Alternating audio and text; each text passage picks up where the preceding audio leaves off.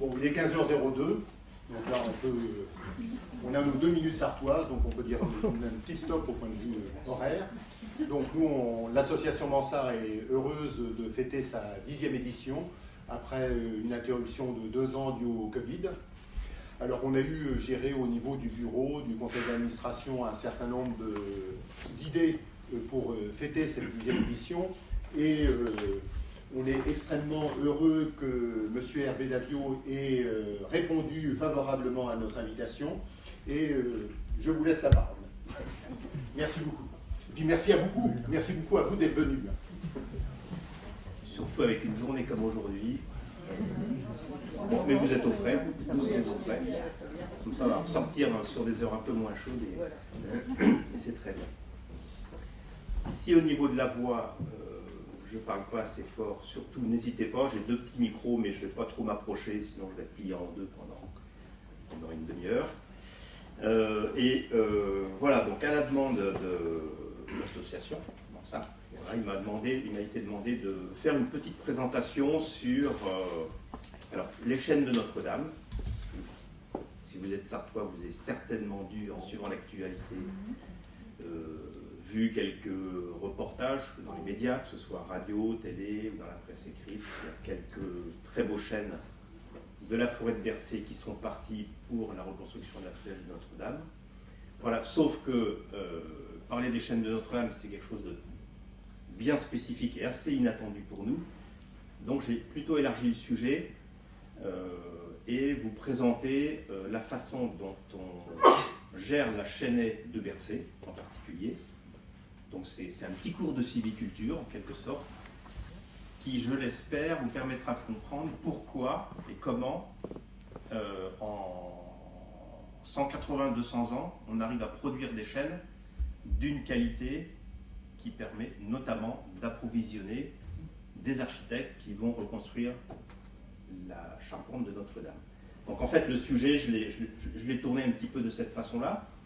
Donc c'est assez spécifique, il y a quelques diapos qui sont très techniques, mais je vous observerai pour être sûr que je ne me perds pas en route. Voilà. Et sinon, je passerai un petit peu vite sur quelques diapos. 26 diapos, c'est pas très long. Et spécifiquement parlant par rapport au sujet du Mansart, je terminerai par une petite vidéo de 6 minutes 30, qui a été tournée à Bercé, sur l'exploitation des 8 beaux chênes qui sont partis pour Notre-Dame, et qui ne sont pas partis très loin, ils sont partis en Mayenne, dans une scierie qui s'appelle la scierie des géants, qui porte bien son nom.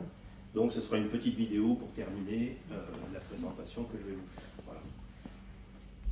N'hésitez pas à poser des questions. S'il y a une question spécifique sur une diapo, vous me dites, je m'arrête et je réponds à la question. S'il n'y a pas de question, j'enchaîne. Et puis à la fin de mon exposé, on prendra un petit temps pour répondre à vos questions. Petit temps d'échange, alors sur ce que je vous ai présenté, ou sur un sujet qui vous intéresse ou qui vous interpelle, alors qui concerne quand même la gestion forestière. Voilà. Ça me facilitera la tâche. Voilà. Monsieur le Président, je vous remercie. Parce que je sais que vous avez à galoper. Je vais essayer de diviser un quart d'heure, j'espère réussir, ne pas avoir de problème de câble à droite et à gauche et de problème d'intendance. Voilà, donc j'ai intitulé cette petite présentation de la forêt de Bercé à Notre-Dame de Paris, l'histoire de la sylviculture du chêne, parce que ces chênes-là, bien évidemment, ils sont partis, ils avaient presque 250 ans. L'ONF en 2 mots, quand même, l'Office national des forêts, établissement public à caractère industriel et commercial. On est implanté sur toute la métropole, mais également en Outre-mer. Et le rôle de l'ONF consiste à gérer les forêts domaniales, qui relèvent du domaine privé de l'État, mais également les forêts de collectivité. Vous allez certainement vous promener autour du Mans sur l'Arche de la Nature. L'Arche de la Nature est une forêt qui appartient à la collectivité du Mans, qui est gérée par l'ONF. Voilà, je prends cet exemple-là parce qu'il est très proche. Et toutes les forêts domaniales que vous pouvez trouver en France sont toutes gérées par les services de l'ONF. Voilà. Moi, spécifiquement parlant, je suis en charge de la gestion des forêts publiques, donc domaniales et forêts de collectivité, sur les 2 départements de la Sarthe et de la Mayenne, avec une équipe de 12 techniciens. Voilà, juste pour la petite parenthèse sur l'ONF. Je vous propose de démarrer le petit exposé, en fait, il va se décomposer en 3 temps. Je vais vous expliquer ce qu'on appelle le chêne à grain fin. On va rentrer un petit peu dans la technologie du bois. Mais cette technologie du bois, c'est ce qui va expliquer la résistance du chêne. Et entre autres, l'utilisation qu'on peut en faire en termes de charpente, mais pas seulement. Quelques diapos pour vous présenter les différentes étapes de la sylviculture du chêne sessile que l'on a en Sarthe. C'est un élément important parce que si vous allez vous promener en forêt de temps à autre, vous pouvez avoir des travaux, vous pouvez avoir des engins. Et puis, bien évidemment, à un moment donné, vous pouvez rencontrer ce qu'on appelle des exploitations forestières, des coupes de bois, qui sont parfois très mal perçues, mais qui sont indispensables et nécessaires pour la production de bois de chêne de qualité, tel que c'est fait sur le département de la Sarthe, en particulier sur la forêt de Bercé. Et puis une ressource pour aujourd'hui et pour demain, parce que les forestiers travaillent sur le temps long, je vous l'ai dit tout à l'heure. Le chêne, on le cultive entre 180 et 250 ans, selon les stations, selon les endroits où on le trouve. Voilà. Et ça, c'est une des spécificités de la gestion forestière, qui aujourd'hui est un petit peu compliquée par ce qu'on entend dans les médias, qui est celui du changement climatique, parce que là, on s'engage sur du temps long, sur plusieurs siècles en termes de gestion forestière. Sur le département de la Sarthe, on rencontre les deux principaux chênes en Sarthe, c'est ce qu'on appelle le chêne sessile et le chêne pédonculé. Le chêne pédonculé, on l'appelle pédonculé parce que le fruit, le gland, est relié au rameau par ce qu'on appelle le pédoncule floral, c'est le pédoncule qui tient le gland. Voilà. Le chêne sessile n'en a pas. C'est, d'un point de vue reconnaissance, c'est ce qui les différencie principalement. Et là, on a 2 essences forestières, 2 chênes sur le département, mais qui ont des exigences et des besoins écologiques complètement différents. Le chêne sessile qui est à gauche, lui, va être peu exigeant en eau, mais avec une bonne richesse du sol. C'est-à-dire qu'on va le trouver sur des terrains parfois peu alimentés en eau. Contrairement au pédonculé, qui lui est très exigeant en eau et en richesse de sol. On va trouver le chêne pédonculé dans les bas-fonds humides, les fonds de vallons par exemple. Le chêne sessile, toujours à gauche, lui va supporter un peu plus la sécheresse estivale, ce qui n'est pas le cas du chêne pédonculé. Vous voyez le lien avec le changement climatique qu'on peut faire aujourd'hui. Et le chêne sessile va accepter la concurrence, c'est-à-dire qu'on va pouvoir le cultiver de façon très serrée, je vous expliquerai pourquoi, dans son jeune âge, alors que le chêne pédonculé, son idéal, le chêne pédonculé, c'est un peu le chêne de champ. Vous voyez, hein, ces gros chênes, ces gros troncs, avec des houppiers qui sont énormes. Voilà, pour vous donner un petit peu une image. Donc ces 2 chênes qu'on a sur le département, qui ont des exigences complètement différentes. Visuellement, si vous promenez en forêt, vous ne ferez probablement pas la distinction. Voilà, ça demande un petit peu d'habitude. Mais on est sur des stations complètement différentes. Ça, c'est important parce que vous voyez les changements climatiques que l'on peut avoir. Je vous montrerai une carte tout à l'heure. Qui dit stress hydrique, qui dit gros coup de chaud l'été, etc., le chêne pédonculé va avoir beaucoup de mal à encaisser ces aléas climatiques, contrairement au chêne sessile. Cette distinction elle est importante parce que ça veut dire qu'en termes de choix d'essence, de choix d'espèces forestières, quand on fait des travaux, quand on fait des exploitations, on peut avoir à faire un choix. Voilà. Au-delà des caractéristiques physiologiques, au-delà des caractéristiques écologiques, également une grosse distinction dans les caractéristiques chimiques. Alors je dis caractéristiques chimiques parce qu'aujourd'hui, quand même, vous le verrez, l'utilisation noble du chêne qu'on a sur le département, ce n'est pas la reconstruction de la cathédrale de Notre-Dame, mais c'est ce qu'on appelle la production de mérin. Le mérin, c'est ce qui sert à fabriquer les fûts, à fabriquer les tonneaux. Voilà. Et là, on est sur des qualités de bois, c'est le chêne premium, pour utiliser un terme un peu à la mode. C'est un petit peu ce qu'on vise aujourd'hui, parce que c'est sur cette qualité mérin qu'on obtient les meilleurs prix au mètre cube lorsqu'on commercialise les bois.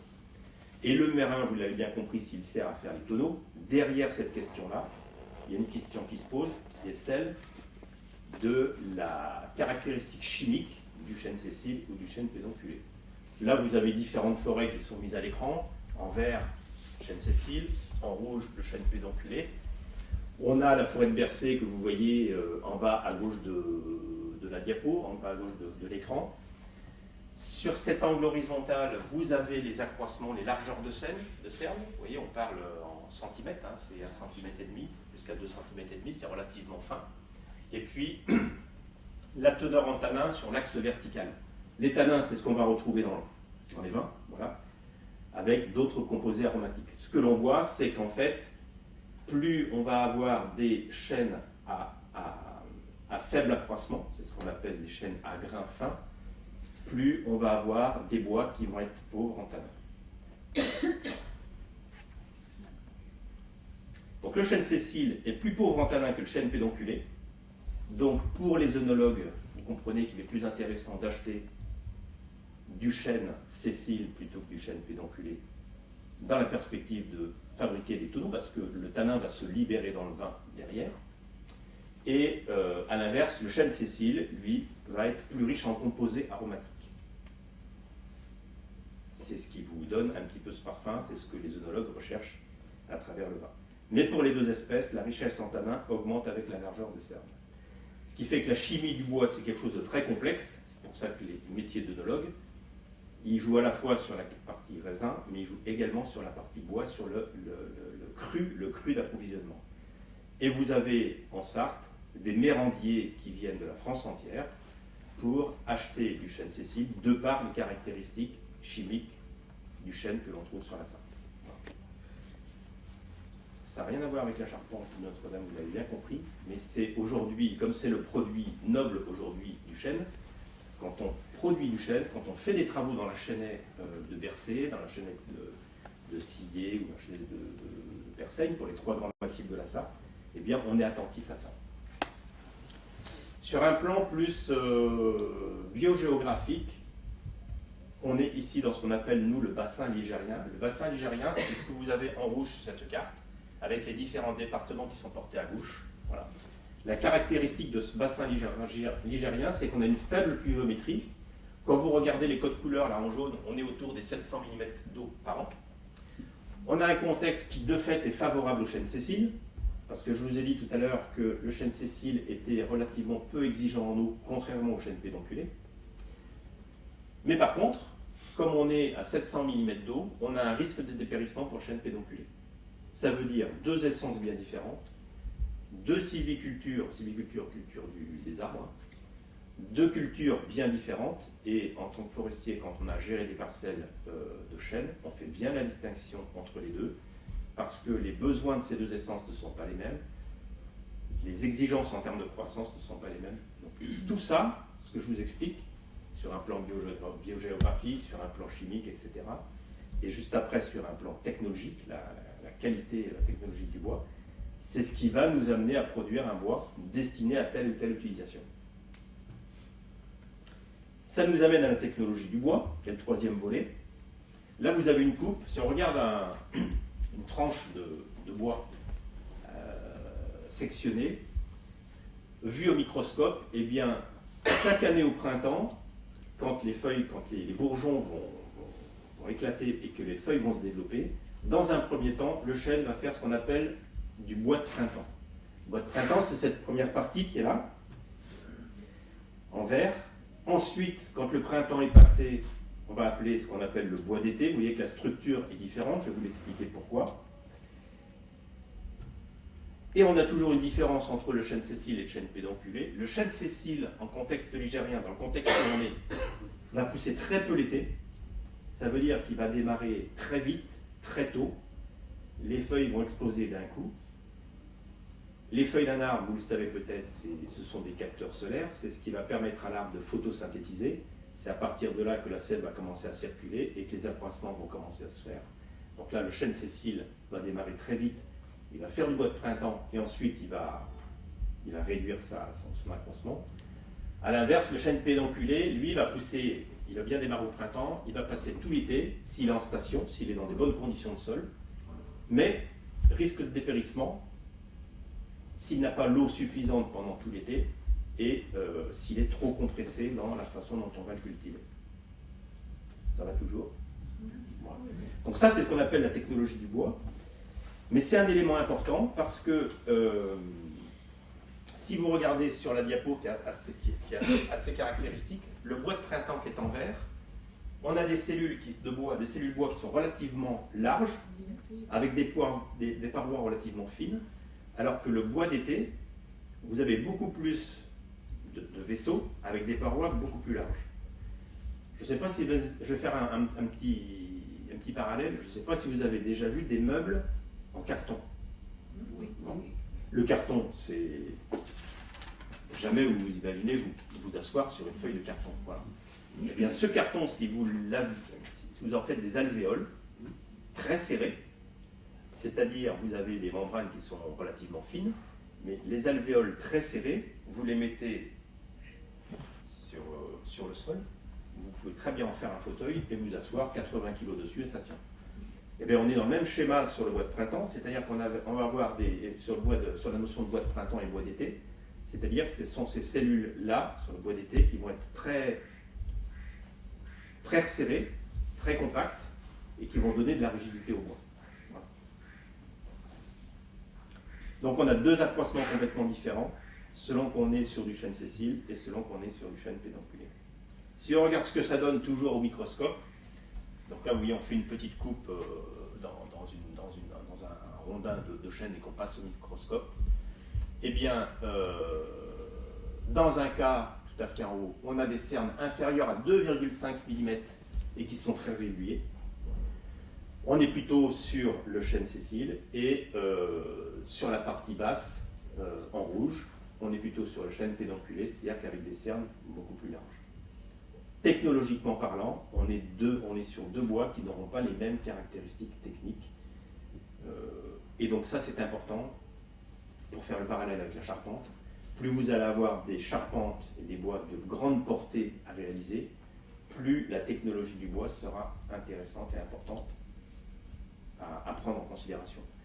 Les chênes qui sont partis pour la reconstruction de Notre-Dame, vous les verrez en image tout à l'heure, ce sont des billes de pied qu'on appelle des grumes, des troncs, si vous voulez, d'un peu plus de 20 mètres de long, sur un diamètre d'1 mètre, 1 mètre 10 à hauteur d'homme. Donc ça, on est sur de la très longue portée d'une seule pièce. Cette technologie du bois est très importante pour la bonne résistance de la flèche de Notre-Dame de demain. Voilà, c'est un petit peu le parallèle que l'on peut faire. Quand on n'arrive pas à trouver des bois avec cette qualité technologique sur des grandes portées, vous avez peut-être vu, c'est ce qu'on appelle le lamellé-collé, qui est très utilisé sur une autre essence résineuse qu'on appelle le Douglas. Et donc, là, on ne cherche pas à faire des très grandes portées, on fait des petites sections, et puis, par un système, on aboute et on colle. Les charpentes dans les gymnases, dans les salles polyvalentes que vous pouvez voir en bois, qui sont parfois sur des très très grandes portées, c'est du lamellé-collé, c'est-à-dire qu'on prend des sections propres, sans nœuds et résistantes, mais qu'on va coller, qu'on va abouter pour en faire une charpente reconstituée, mais avec de très bonnes qualités technologiques. Voilà, ce qu'on appelle le chêne à grain fin,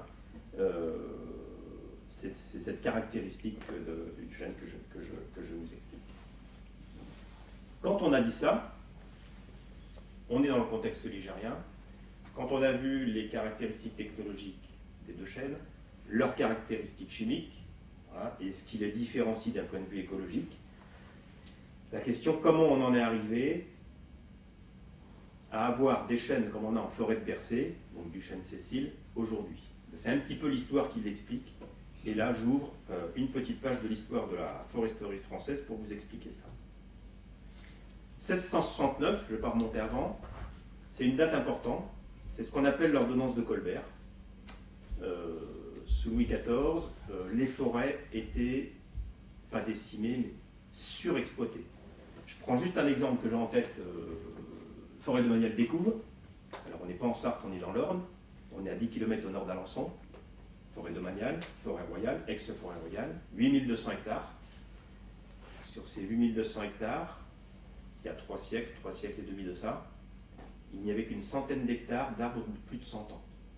Un chêne qui fait 100 ans, qui a 100 ans, c'est un chêne qui est gros comme ça.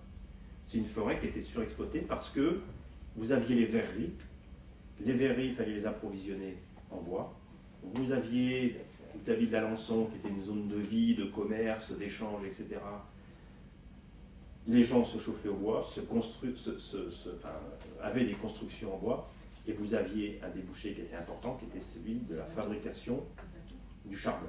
Et puis, un peu plus tard, la notion de bois de marine, je vais y venir. Voilà. Et donc, à ce moment-là, le royaume, ils ont vu la pénurie de bois de grosse dimension. Eh bien, ordonnance de Colbert 1669, il y a eu ce qu'on appelle un quart des forêts mis en réserve, c'est-à-dire qu'un quart de la surface de ces chênaies était interdit d'exploitation. Le but étant quoi, c'est ce que disait madame, c'était d'arriver à réserver des cantons entiers pour que les arbres poussent en diamètre, poussent en hauteur, avec un objectif qui était celui de la fabrication de bois de marine. La marine de guerre était en bois, il fallait des pièces de longue portée à la fois pour les coques des bateaux, mais également pour les mâts. C'est à partir de là que l'ordonnance de Colbert a été prise. Un quart des forêts françaises ont été mises en réserve. On est passé à une gestion en futaie. Futaie, ça veut dire, à l'inverse, vous avez la chênaie sous forme de taillis. Les taillis, vous avez une souche, et puis vous avez plusieurs brins qui poussent dessus. Là, orientation de la gestion vers la futaie, augmentation des âges d'exploitabilité. On n'exploite plus le chêne en 30, 40, 50 ou 60 ans, mais on vise plutôt 150, 180 ans. Et l'objectif, je l'ai dit, c'est la production de bois de marine pour assurer la marine de guerre. Un peu plus tard, révolution industrielle, arrivée de la houille, ça veut dire que les besoins en bois de chauffage, notamment pour l'industrie, ont été réduits. C'est la houille qui a pris le relais.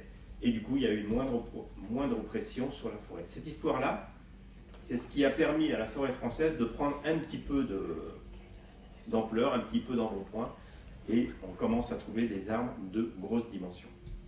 1824, première école forestière à Nancy, Landgraf, et 1827, la forêt française, qu'elle soit privée ou publique, elle est réglementée. Comme on a un code de la route, on a un code des impôts, on a un code rural et un code de l'environnement. 1827, premier code forestier, c'est lui qui va réglementer toute l'exploitation forestière en France. Avec un point important, c'est la fin des droits d'usage, parce que le roi avait la possibilité de délivrer des droits d'usage avec la possibilité d'aller couper du bois en fonction des droits qui étaient autorisés. Et ça, 1827, c'est terminé. 1860, loi sur les boisements des montagnes. C'est là où les premières réflexions ont été engagées sur ce qu'on appelle la restauration des terrains en montagne, avec les problèmes d'avalanche par exemple. Donc là, c'est les premiers boisements en montagne. Et 1946, on est juste à l'après-guerre. Il y a eu ce qu'on appelle la création du Fonds forestier national. Le Fonds forestier national, c'était un établissement qui a été mis en place par l'État, qui visait à financer de façon systématique tous les reboisements en France. C'était une incitation, c'était un plan de relance en quelque sorte, c'était une incitation au reboisement. Pourquoi? Parce qu'à l'après-guerre, la France était dévastée, il y avait beaucoup de reconstruction à faire. Pour reconstruire vite et bien, il fallait du bois qui pousse vite, qui produise du bois rapidement et qui puisse être utilisé dans la construction. C'est la période des grands enracinements en France. Le Morvan, le Massif central, l'Aquitaine un petit peu, etc. Tous les reboisements en épicéa et toutes les polémiques que vous avez certainement entendues à un moment ou à un autre sur les enracinements, eh bien c'est parce qu'en 1946, à l'après-guerre, dans un objectif de reconstruction de la France, il fallait du bois de construction pour le bâtiment. Ces reboisements étaient financés quasi en totalité par l'État. Donc c'était incitatif pour les forêts domaniales, pour les forêts de collectivité, c'était aussi incitatif pour les propriétaires privés qui pouvaient reboiser à moindre coût. Voilà, et puis vous avez un petit graphe là, qui vous explique un petit peu l'évolution de la superficie boisée. On entend dire parfois dans les médias que la forêt est surexploitée. Alors on parle surtout de ce qui se passe, voilà, l'Amérique, l'Amazonie, etc. Il faut savoir que la forêt française est bien loin d'être surexploitée. Dans les forêts publiques, forêts domaniales, on récolte de l'accroissement. Le bois qui sort de forêt que l'on récolte, c'est ce que la forêt produit, ni plus ni moins.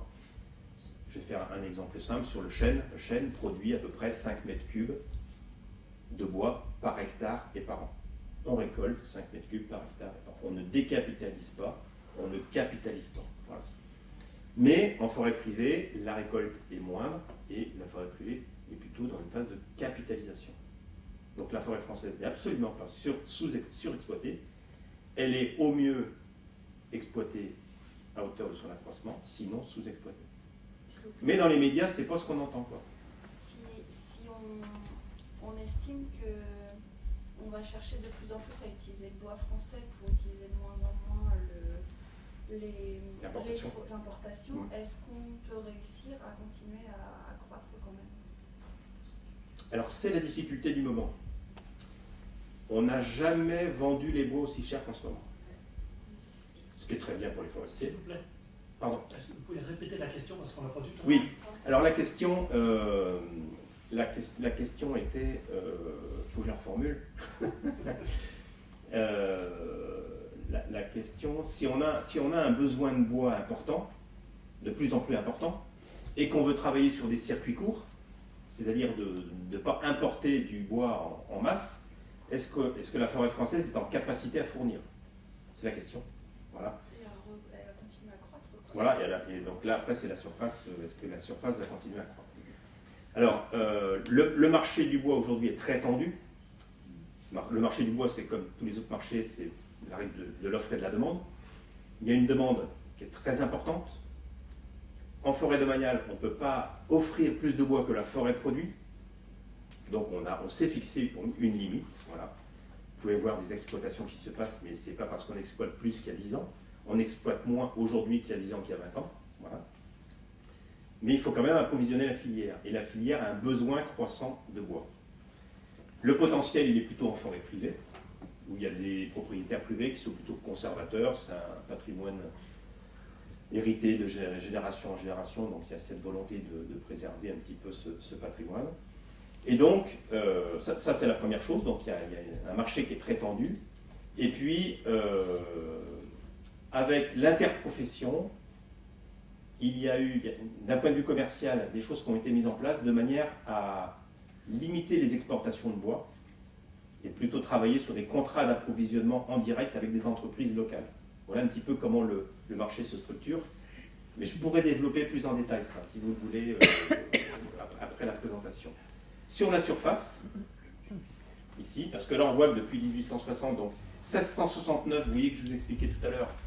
Donc là, l'ordonnance de Colbert, parce qu'on voit bien que la superficie de la forêt française chute. Donc 1669, après, il faut que les choses se mettent en place, etc. etc. Depuis 1800, la superficie boisée en France augmente, et elle augmente toujours. Alors, elle augmente toujours, entre autres, de par la déprise agricole. L'agriculture a quelques difficultés. Vous avez beaucoup d'agriculteurs qui, arrivés à la retraite, quand il n'y a pas de descendants, se retrouvent avec une exploitation agricole, voilà, qui soit est cédée, revendue à un autre agriculteur, où ils se retrouvent avec des terres qu'ils n'exploitent plus. Il y a des aides au reboisement pour ces agriculteurs, et donc, de par la déprise agricole, aujourd'hui, il y a des boisements de terres agricoles qui se font toujours. Ça veut dire que la superficie de la forêt française continue à augmenter d'une part, et d'autre part, le code forestier, il y a un article, ce qu'on appelle le défrichement, c'est-à-dire que vous ne pouvez pas, de votre propre chef, si vous êtes propriétaire d'une parcelle de 10 hectares de forêt, du jour au lendemain, de couper tous ces arbres, de dessoucher, d'en faire des commerces, d'en faire de la promotion immobilière, etc. Le code forestier l'interdit. Ou s'il est autorisé, il y a des mesures compensatoires derrière. Donc, de par le code forestier qui limite le défrichement, et de par ce que je vous expliquais, la déprise agricole, etc., la superficie de la forêt française augmente toujours, et elle augmente depuis maintenant presque 30-40 ans. Oui. Et est-ce que c'est à égalité, de qualité égale? Parce qu'il y a ce qu'on appelle les champs d'arbres, et puis il y a le milieu forestier naturel avec biodiversité. Oui. Alors, quand on part d'une prairie agricole et qu'on veut la transformer en forêt, on change d'écosystème, mais on ne va pas avoir un écosystème forestier du jour au lendemain. Je dirais qu'il va pratiquement falloir une génération pour vraiment trouver une forêt. Ça, c'est une notion en termes de biodiversité qui est très importante, c'est cette notion de forêt ancienne. La notion de forêt ancienne est différente de la notion de forêt, de vieille forêt.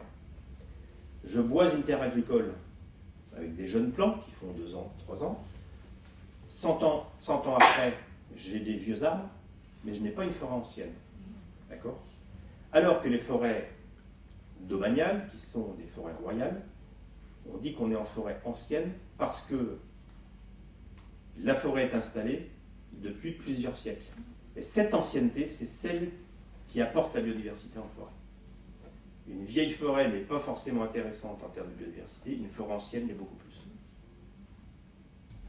Voilà. J'avais répondu à vos questions. Voilà, donc ensuite, guide de sylviculture. Les premiers guides de sylviculture, c'est un petit peu nos feuilles de route, c'est-à-dire qu'on recale toujours un petit peu la sylviculture et la technique forestière sur quelques guides. Là, on est sur la chaîne atlantique.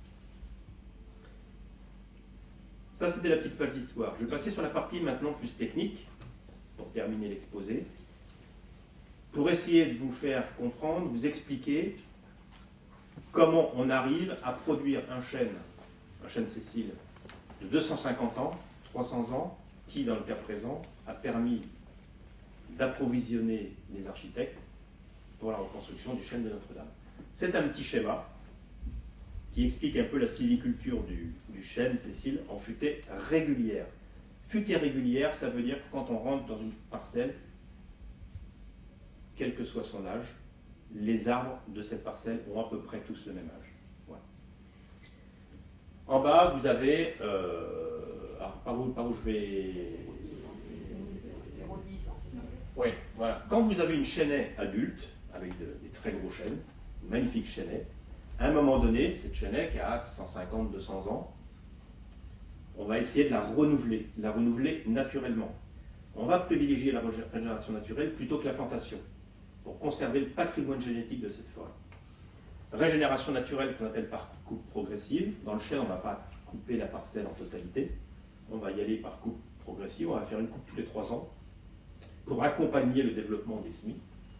Ça nous amène à ce qu'on appelle des régénérations naturelles. Stade 0-10 ans. Là, on peut avoir jusqu'à 1 million de semis par hectare. C'est assez important. Ensuite, on va passer sur la tranche 10-25 ans. Là, on a des chênes qui font 3 à 8 mètres de haut. Quand vous allez en forêt, vous voyez ces parcelles-là, ce n'est pas les parcelles qui sont très accueillantes parce que c'est un peu broussailleux, mais c'est des jeunes semis sur lesquels on va travailler. Je vous expliquerai un petit peu les travaux qu'on fait à l'intérieur. Ensuite, cette chênaie, elle pousse toujours, 25-75 ans. On réduit la densité, on n'a plus que 5000 arbres à l'hectare. On peut avoir des arbres qui commencent à avoisiner les 20 mètres de haut. Puis, étape après étape, 75-150 ans, et on retrouve 150-200 ans. Voilà un petit peu le cycle de la futée régulière du chêne Cécile, tel que vous la trouvez en forêt de Bercé.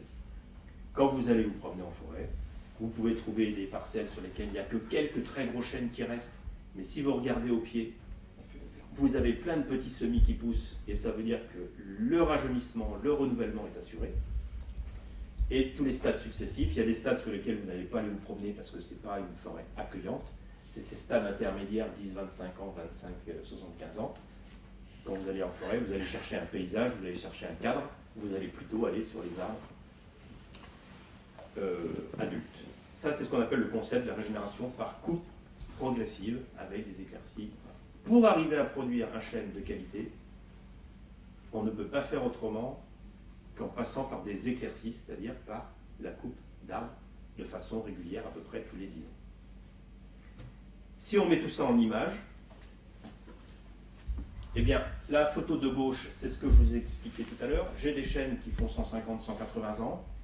Je déclenche la mise en régénération naturelle. Je vais couper des arbres. Vous avez au pied, là, ces bandes que vous voyez, ce sont des jeunes semis qui ont poussé. Là, vous avez un gland à droite qui est en train de germer. Et on va avoir une récolte progressive des arbres qui vont arriver à maturité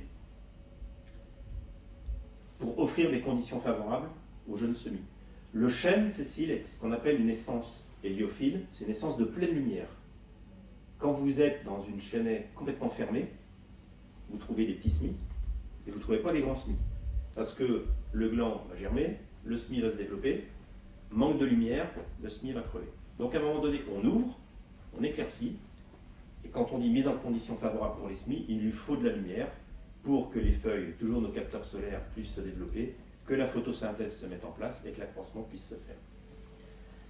En procédant de la sorte, par coupe progressive, on privilégie et on conserve le patrimoine génétique de la parcelle. Quand on a des chênes de Bercé, tels que vous en connaissez certains, de très haute dimension, de très haute valeur technologique et commerciale, voilà, ça, il y a un patrimoine génétique derrière qu'il nous faut conserver. Donc cette technique-là, en futaie régulière, permet d'y travailler. On s'assure qu'on est sur des bonnes conditions stationnelles, c'est-à-dire sur un sol profond, alimenté en eau, qui convient aux chênes sessiles. On va privilégier les peuplements, c'est-à-dire les parcelles de chênes de très bonne qualité. Derrière des chênes de très bonne qualité sur un bon sol, on va essayer de refaire du chêne de très bonne qualité sur les mêmes sols. Voilà. Quand ce n'est pas le cas, on change d'essence. Ça peut arriver. Et ce qu'on appelle les peuplements classés, ces très beaux chênes qu'on a sur Bercé, c'est ce qu'on appelle des peuplements classés, c'est-à-dire que ce sont des peuplements, des parcelles forestières sur lesquelles on va récolter des glands, qui vont partir en sécherie, qui vont ensuite partir en pépinière pour la fabrication de plants. Et ce patrimoine génétique qui va servir à reboiser d'autres parcelles, d'autres forêts qui n'ont pas ce patrimoine génétique-là. C'est ce qu'on appelle les peuplements classés. Et Bercé fait partie de ces très beaux peuplements qui servent à reboiser d'autres forêts du grand quart nord-ouest de la France. Si je reprends mon petit schéma circulaire de tout à l'heure, je poursuis mais en photo. Gauche et droite, donc là ça commence à pousser, vous distinguez les semis sur la photo. On est au stade 0,15 ans, on peut aller jusqu'à 3 mètres de hauteur. Là on fait ce qu'on appelle des dégagements. Si vous faites du jardinage, si vous semez des carottes, à un moment donné vous dépressez vos carottes. Et bien, on fait la même chose avec le chêne, on appelle ça du dégagement, alors sauf qu'on ne les arrache pas, on les coupe à la débroussailleuse. Voilà, et ce sont des travaux d'accompagnement de la régénération naturelle. C'est là où on va commencer à présélectionner un petit peu les meilleurs sujets, ceux qui sont les plus vigoureux, les plus dominants. Et c'est surtout à ce moment-là qu'on va commencer à doser les essences. L'objectif, ce n'est pas de faire des parcelles 100% de chêne, mais c'est aussi de diversifier les essences. C'est-à-dire que si j'ai un peu de hêtre, si j'ai un peu de bouleau, ces arbres-là, je vais les conserver pour la biodiversité. Le stade suivant, 15-30 ans, là on est au stade à peu près 8 mètres de hauteur. C'est pas ce qu'on appelle du dégagement, c'est du dépressage, voilà, pour utiliser le terme de vos carottes dans les jardins. Donc là on y va à la tronçonneuse.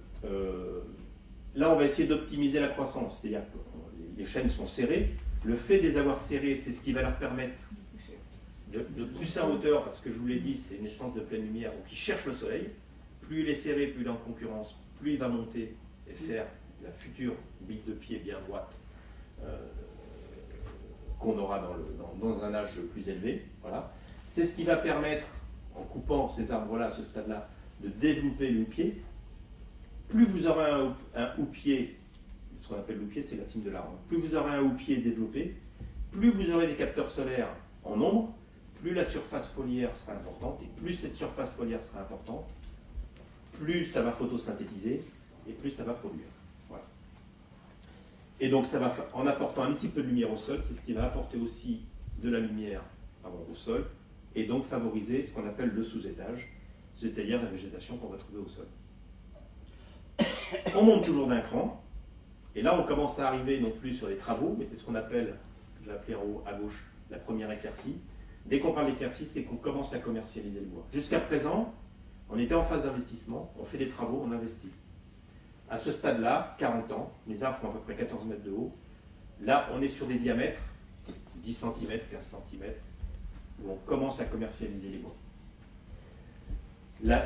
L'éclaircie, c'est toujours le même objectif, c'est optimiser la croissance, développer des houppiers et favoriser le sous-étage. Là, en termes de produits, on n'est pas sur du marin, on n'est pas sur de la charpente, on est sur du bois de chauffage. Bois de chauffage ou bois de trituration pour la fabrication de pâte à papier. Oui, monsieur. Il n'y a aucune action de tutorat pour... Non. Non. Alors, en fait, ils se gagnent entre eux. Ouais. Voilà. C'est-à-dire qu'un chêne en place, il va être conduit par ses voisins, il va être accompagné par ses voisins, il va être guidé par ses voisins, et puis il va monter. Voilà. Bon, à un moment donné, si vous voulez, c'est comme nous à table.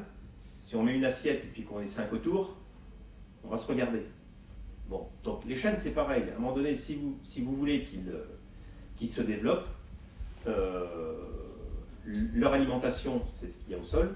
Donc s'ils sont trop serrés, trop nombreux, à un moment donné, il va y avoir une pénurie alimentaire, quoi. Donc on coupe, et puis ce sont les arbres qui sont en place, qui restent en place, qui vont profiter de cette éclaircie. On passe à un autre stade, et là ça commence à être intéressant, parce qu'on considère que les arbres sont ce qu'on appelle bien affranchis, c'est-à-dire qu'ils commencent à avoir du caractère et à montrer ce dont ils sont capables. Ce chêne que vous avez là, très droit, vous voyez une petite, il est ceinturé à la peinture jaune, c'est ce qu'on appelle la désignation des arbres objectifs. On sélectionne à peu près 70 chênes sur la parcelle, les plus beaux.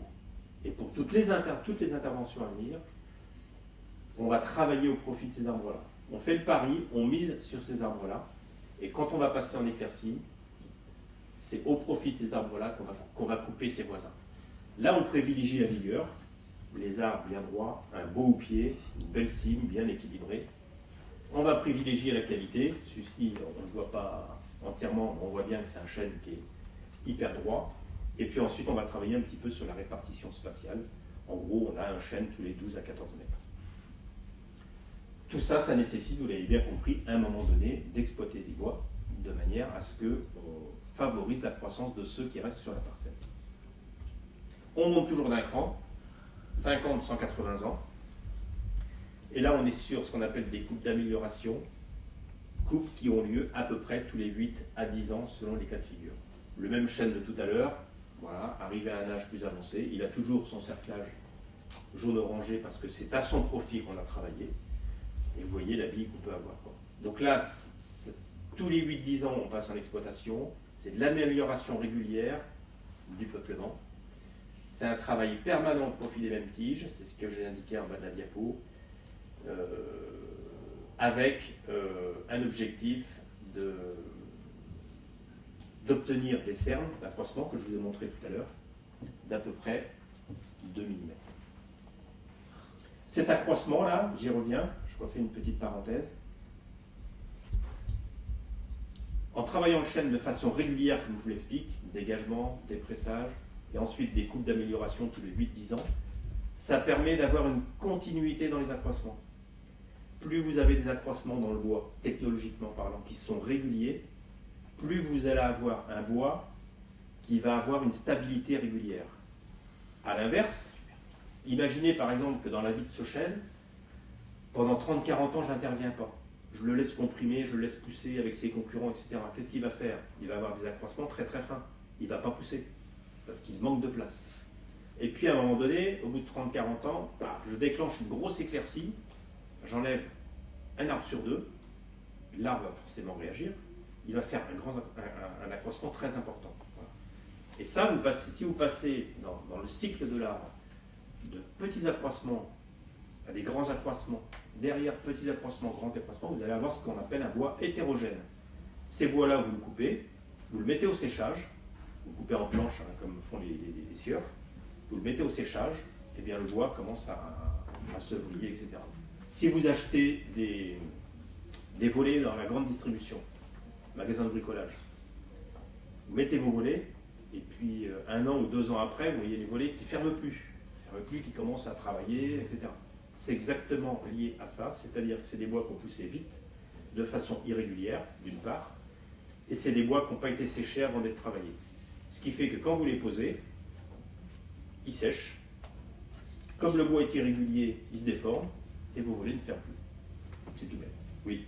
Alors, comment est-ce qu'on peut savoir quand on achète un bois si le bois il a été bien traité ou pas? Vous ne pouvez pas savoir. Donc c'est uniquement la confiance Bon, après, de l'exploitant qui compte. Oui, c'est ça, oui. C'est un peu ça. Oui. Il y avait une question. Oui, je veux juste savoir, là en fait, vos arbres, mettons qu'ils ont 180 ans, donc ça veut dire que c'est votre collègue d'il y a 14 générations. Voilà, qui a commencé. Donc vous avez des codes, comment... Oui, on a... alors c'est un terme très technique car comment ça se transmet de génération en génération? C'est la traçabilité des écrits. tout est enregistré. Alors c'était enregistré dans des cahiers, voilà, aujourd'hui ça l'est avec des outils qui sont différents. c'est un terme qui n'a rien à voir avec le sujet, c'est ce qu'on appelle le sommier de la forêt. Le sommier de la forêt, c'est la vie de la forêt. C'est-à-dire que si sur Bercé, on se dit, tiens, l'histoire de cette forêt, de cette parcelle, pourquoi les arbres sont comme ça, il y a quelque chose qu'il faut expliquer, etc. On va dans nos bases de données et on retrouve sur cette parcelle-là ce qu'on a coupé, ce qu'on a travaillé, combien de chênes on a coupé, quel volume, le nombre d'arbres, etc. Si c'était des travaux, à quelle période on les a fait, etc., etc. Si on sort de la base de données numérique, on a ensuite ce qu'on appelle les sommiers, ce sont des gros livres manuscrits sur lesquels on peut remonter jusqu'à l'origine du peuplement. Voilà. Tout est tracé. C'est un peu la mémoire de la forêt. Ça, vous l'avez dans les forêts domaniales, vous ne l'avez pas sur les autres forêts. Voilà. Quand il y a des grandes tempêtes, etc., comment vous pouvez agir en fonction de l'âge de la forêt? C'est-à-dire que si il y a une grande tempête à 50, entre 50 et 180 ans, comment vous allez la gérer? On gère la crise. Non, mais alors là, du coup, tous les modèles tombent à l'eau. Tempête de 99, c'est ce qui s'est passé. Voilà. C'est-à-dire que vous avez votre parcelle avec un stade, voilà. Alors, généralement, dans le stade des jeunes peuplements, les arbres sont très frêles, etc. Ça bouge, ça se secoue, mais ça, voilà, ça, pas trop de dégâts. Quand on est sur des arbres déjà plus avancés et que ça casse, deux options possibles. La première, l'avenir du peuplement est complètement remis en cause. C'est-à-dire qu'on ne peut pas assurer la poursuite du cycle de cette parcelle-là. Eh bien, on coupe et on repart à zéro. Comme on n'avait pas les semenciers, les chênes adultes à 150, 180 ans, on passera de la plantation. Voilà. Mais si on considère que le nombre d'arbres sinistrés ne remet pas en cause l'avenir de la forêt, on va récolter ce qu'on appelle les chablis, les arbres qui ont été secoués par la tempête, mais on va continuer à gérer la parcelle avec ce qui reste. Voilà. Donc c'est là où la partie diagnostic après tempête elle est importante, pour voir s'il y a une remise en cause du cycle ou pas. Est-ce que tous les spécimens sont destinés à être un jour ou l'autre abattus, ou est-ce qu'il y en a parmi eux qui sont préservés au-delà de 250 ans, etc., par l'Office national des forêts, par exemple? Oui. Alors, jusqu'à il y a, on va dire, à peu près 20-30 ans, on est sur une exploitation qui est très théorique. C'est ce qu'on appelle l'âge d'exploitabilité. L'âge d'exploitabilité, c'est un terme technique. Le chêne, on le fixe à 150-180 ans. C'est-à-dire que quand on regarde la courbe d'accroissement du chêne, le chêne, il pousse relativement vite, il va pousser, puis quand il va arriver à 180 ans, la croissance, c'est un peu comme chez nous, la croissance va commencer à s'aplatir. La courbe de croissance commence à s'aplatir.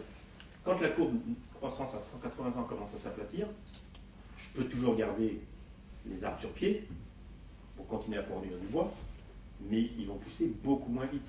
Et pour produire ce que le chêne en pleine croissance va produire en 30 ans, il va peut-être me falloir un siècle pour le faire. Donc je prends un risque considérable, c'est que cette parcelle-là, cette très belle parcelle, elle soit l'objet d'aléas climatiques importants et que je perde 180 ans d'investissement dans la production de chêne. Voilà. Donc, 180 ans, c'est nous qui décidons, on considère que c'est l'âge au-delà duquel on prend un risque trop important par rapport à ce que la forêt va produire. Donc on récolte.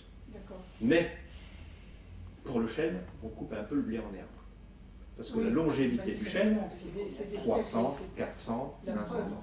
La preuve, on en a abattu 8 qui avaient 250 ans. Là, pour voilà. Voilà. Donc on ne tient absolument jamais compte de ce que ça peut produire comme oxygène par rapport à tous ces combats actuels du réchauffement climatique, etc. Il y a quand même aussi tout l'aspect absorption du CO2, relâchement du O2, la chlorophylle, etc. Oui. Est-ce qu'on commence un tout petit peu à en tenir compte dans les forêts domaniales, monsieur? Je poursuis. Donc là, c'est d'un point de vue théorique très technique, l'homme, le gestionnaire forestier, décide que le chêne, sur la Sarthe, à 180 ans, on coupe, on renouvelle. Ouais. Voilà. mais on sait qu'en coupant à 180 ans, on va priver l'écosystème forestier, on va priver bon nombre d'espèces de l'écosystème 180, 300, 400, 500 ans. Voilà. Du coup, les vieux bois.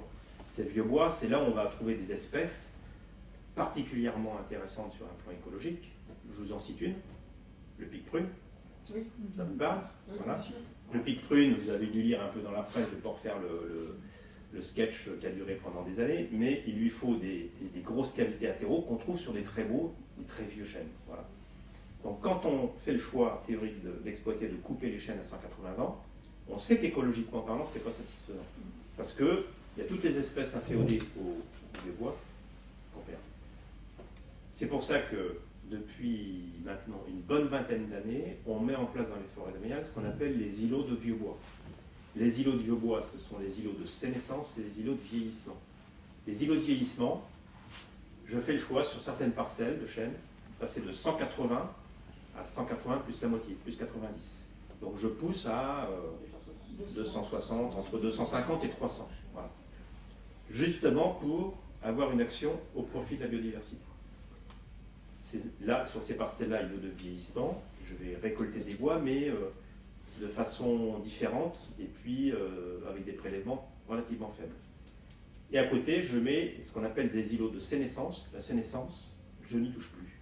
Je fais le choix, sur un bout de parcelle, de prendre 4 hectares, 5 hectares, plus aucune gestion, et ces îlots de sénescence n'ont qu'une seule et unique vocation, c'est celle de travailler au profit de la biodiversité qu'on trouve sur ces belles parcelles.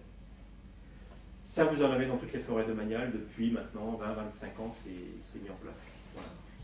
Et vous avez, donc c'est très récent à l'échelle de voilà. Et vous avez, en parallèle de ça, une politique interne à l'établissement qui est une création des réserves biologiques, notamment les réserves biologiques intégrales. Réserve biologique intégrale, c'est pas 3-4 hectares, c'est 50, 60, 70 hectares. Intégrale, on ne touche plus à rien. Plus de travaux, plus de coupes, on ne fait que du suivi scientifique. Suivi scientifique des espèces animales, végétales, sur lesquelles on va suivre la bifaune, les oiseaux, les chiroptères, les chauves-souris, les champignons, les mousses, les lichens, tout le cortège d'insectes qui est inféodé au vieux bois, etc. Fontainebleau, c'est la plus vieille réserve biologique intégrale qu'on a en France. On a un recul d'un peu plus de 100 ans maintenant. Voilà. Donc si vous voulez, on produit du chêne pour approvisionner la filière, et c'est une source de revenus. Voilà. Ça, c'est un peu, comme je dis souvent, la gestion forestière durable, elle est construite sur 3 piliers. Le premier pilier, c'est un pilier qui est économique, c'est la production de bois. À l'office, on est un établissement public, mais on n'est pas payé par l'État. On vit sur notre travail. Donc, s'il n'y a pas de recette bois, il n'y a plus d'ONF. Ah oui. Exactement. Donc, il y a un objectif économique. Pour nous, c'est de produire du bois de qualité. Et derrière, vous avez une filière. Filière pâte à papier, filière bois de chauffage, filière charpente, parquet, lambris, ameublement, mérin, charpente, etc., etc. Donc, de toute façon, on ne peut pas faire autrement que de ne pas exploiter la forêt. Voilà, parce qu'il y a une filière, il y a des emplois, il y a une économie derrière. Ça, c'est le premier pilier. Le deuxième pilier, c'est celui de la biodiversité. La forêt, c'est le deuxième écosystème le plus riche sur Terre, après celui des océans. On est d'accord. Voilà. Donc, il faut travailler à son profit. Quand on coupe le chêne à 180 ans, c'est pas terrible. Voilà. Donc, la parade, îlot de vieillissement, îlot de sénescence, réserve biologique intégrale. Voilà. Et le troisième pilier, les forêts domaniales, ce sont des forêts publiques, elles sont ouvertes au public. Ce qui n'est pas le cas de forêts privées. De façon très théorique et très réglementaire, vous ne pouvez pas aller vous promener en forêt privée sans l'accord du propriétaire. Les forêts publiques, elles sont ouvertes au public. Ça, c'est un petit peu les enjeux socio-récréatifs, c'est le troisième pilier, où il nous est demandé par l'État, et par tous, d'avoir des forêts qui soient accueillantes. D'où aires de pique-nique, aires d'accueil. Si vous allez un peu en forêt de Bercé, voilà, il y a des carrefours qui sont aménagés, et il y a des travaux qui sont engagés. Voilà, donc le travail des forestiers en forêt domaniale, c'est ça, c'est de travailler sur ces 3 dimensions, sur ces 3 axes-là. Excusez-moi. Y compris sur la biodiversité. Oui. 2 petites questions. La première, quel est l'âge des glands que vous utilisez pour les semis? Les glands qui sont au-dessus de l'arbre de quel âge? Et deuxièmement, travaillez-vous l'amélioration génétique des chênes? Oui. Alors, en fait, les chênes, les glands sont ramassés les glands sont ramassés sur des chênes qui sont en âge de fructifier. Donc, un chêne à 120, 150 ans, on commence à récolter les glands. Ces glands, ils sont récoltés, je vous l'ai dit, ils sont triés, ils sont amenés en sécherie, ils sont traités, ils sont mis en chambre froide. Et ensuite, ils sont mis en production en pépinière pour approvisionner les plantations. Voilà. L'amélioration génétique, on y travaille. Il y a des conservatoires, conservatoires génétiques. On a une pépinière à Gemenepenfao en Bretagne qui travaille sur l'amélioration génétique. Alors, on n'est pas sur des programmes d'amélioration génétique comme on trouve en milieu agricole, mais je prends un exemple. L'orme, vous connaissez l'orme? Oui. On n'a plus d'orme. L'orme a été décimé par la graphiose. Oui, voilà. Ça fait longtemps. Eh bien, il y a eu un gros programme de recherche, développement là-dessus, où les ormes adultes qui ont résisté à cette graphiose, il y a eu des prélèvements qui ont été faits, des prélèvements de méristèmes qui ont été mis en culture, etc. L'objectif était de tenter d'améliorer le croisement entre ces souches-là, de manière à pouvoir reproduire des plants d'ormes pour pouvoir reboiser en orme là où il y avait besoin. Et l'amélioration génétique, on y travaille aussi dans la perspective du changement climatique. Voilà. Parce que là, je vous parle du chêne sessile, un peu du chêne pédonculé, vous avez du chêne vert, vous avez du chêne pubescent, etc., qui ne sont pas forcément dans notre contexte biogéographique, mais sur lesquels on travaille parce que les chênes presque méditerranéens, on va commencer à les faire remonter dans nos territoires. Voilà. Ils ne seront pas en condition, mais par contre, ils peuvent se croiser.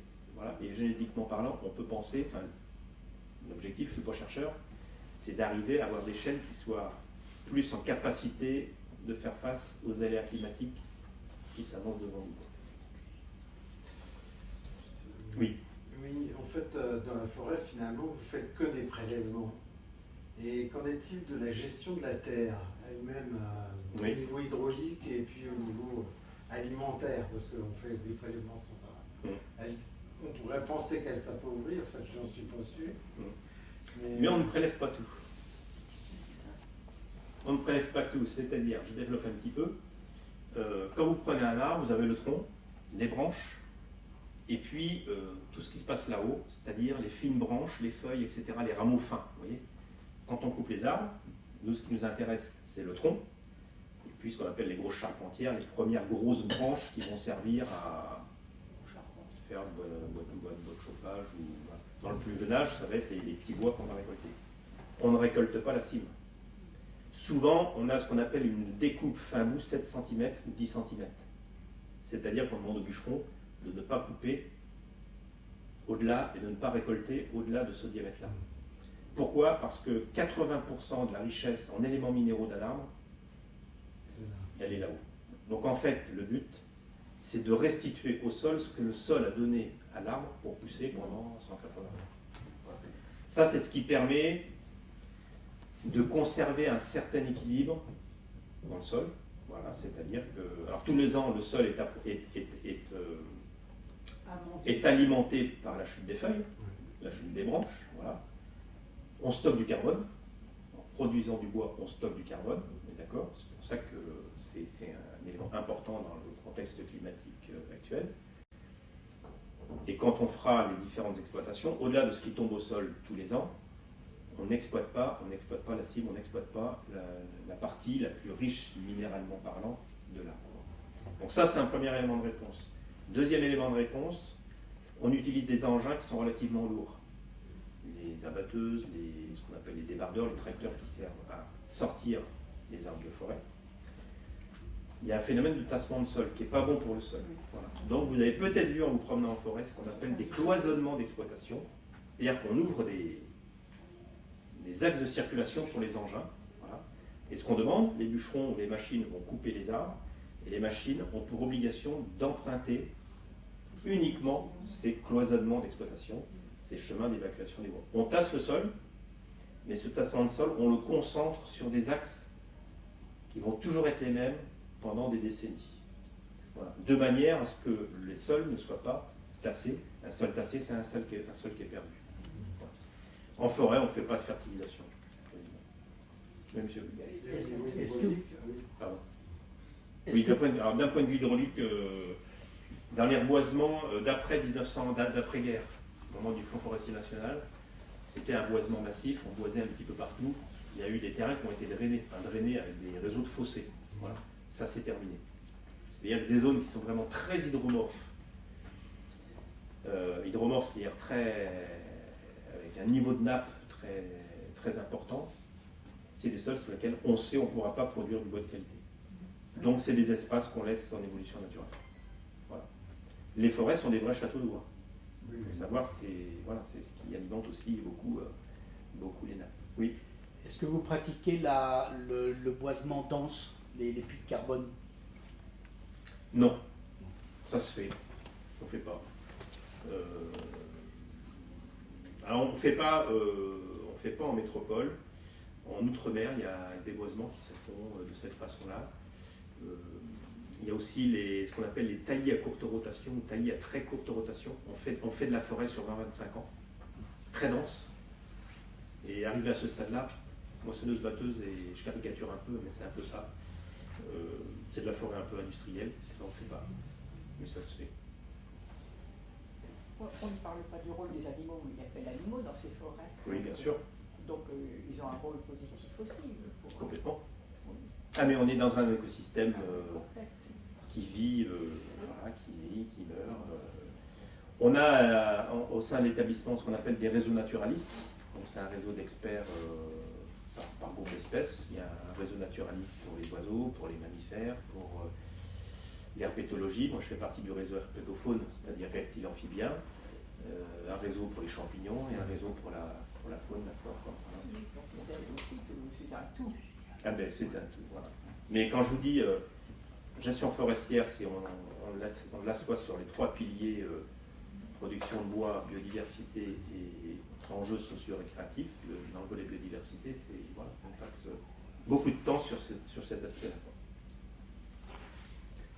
Est-ce que l'ONF s'est intéressé aux méthodes de Miyawaki? Oui, c'était ça. Aux méthodes de Miyawaki. Alors, c'est les forêts denses. Oui, c'est cela. J'ai pas la réponse. J'ai droit à un joker. Je suis pas sûr, mais je veux pas vous raconter de bêtises. Bon. Désolé.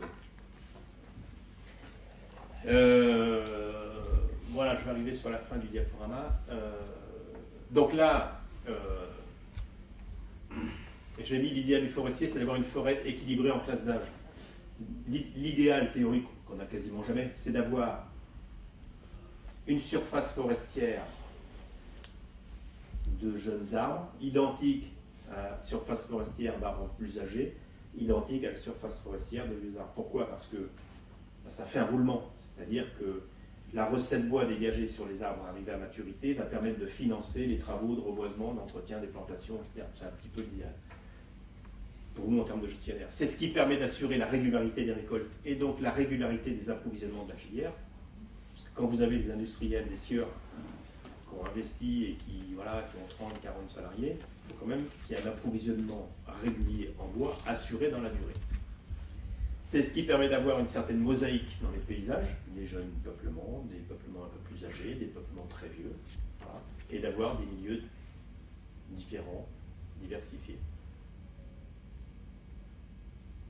Quand on regarde dans les chalets du bassin ligérien, vous vous rappelez la petite carte que je vous ai montrée, et bien voilà un petit peu comment se répartissent les surfaces par classe d'âge.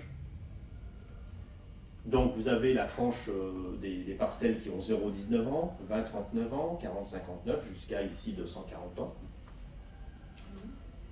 Ça c'est un graphique qui est intéressant, qui est hyper intéressant, pour une raison, c'est que là on a un trou de production. Voilà. Il y a un trou de production, ça veut dire que les 100 ans qui sont là, on a une surface qui est relativement plus faible. Et quand cette surface-là va arriver sur la tranche 150 ans et plus, ça veut dire qu'en approvisionnement de bois de gros diamètre pour la filière, il y aura un petit déficit, quoi. Donc là, on se projette un petit peu commercialement parlant. C'est dû à quoi? C'est dû à l'histoire des forêts. Ça, on peut pas le corriger du jour au lendemain. C'est-à-dire, alors si on peut, techniquement parlant, on sait faire. C'est-à-dire que si j'ai un trou de production ici que je veux le boucher, eh bien, les chênes de 140-180 ans, je vais en couper plus que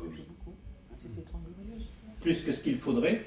Et puis, je ne vais pas forcément le reboiser en chêne. Je vais essayer en gros, de lisser la récolte de manière à lisser la courbe un petit peu. Mais ça, c'est pas idéal, parce que ça veut dire que mes chênes qui ont 140-150 ans, là, si je les coupe trop tôt, on va faire ce qu'on appelle un sacrifice d'exploitabilité. Le chêne, il commence réellement à payer quand on est sur du gros diamètre. Je n'ai pas de chiffre précis à vous donner.